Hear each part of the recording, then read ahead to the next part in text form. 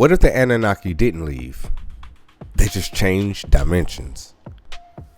I want you to sit with that question, not as mythology, not as religion, as a possibility, because everything I'm about to tell you is not from my imagination.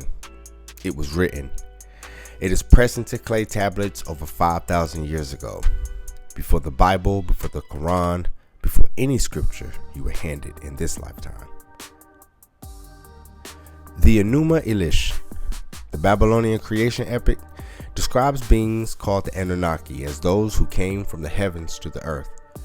Not metaphor, literal translation.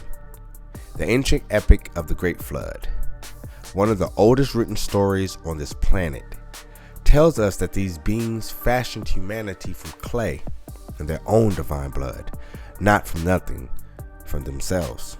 The Sumerian king list, a real archaeological artifact now housed in a museum in Oxford, England, documents kings who ruled for tens of thousands of years before the Great Flood, before history as we know it even began. These are not conspiracy theories. These are primary sources. These are the oldest words human hands ever pressed into stone. So here is the question that nobody in the mainstream wants to ask. The ancient flood epic tells us that humanity was made from the blood of a god.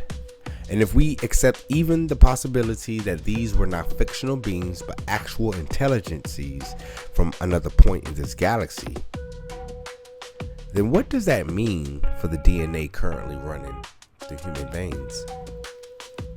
Genetics have already confirmed that human DNA contains sequences that scientists themselves have called anomalous.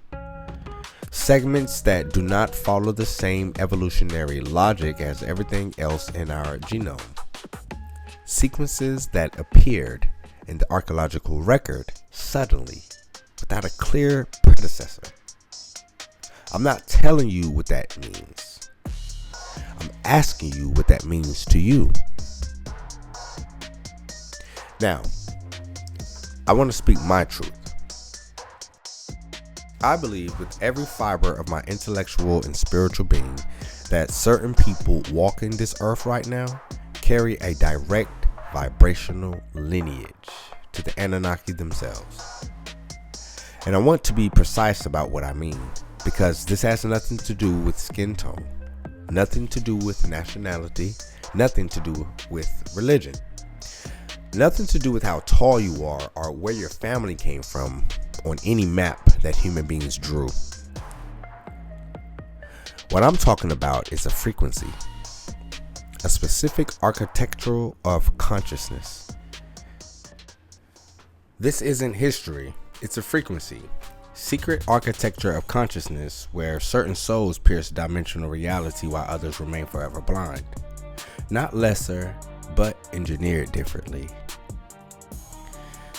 The Anunnaki didn't spark life, but they may have encoded it.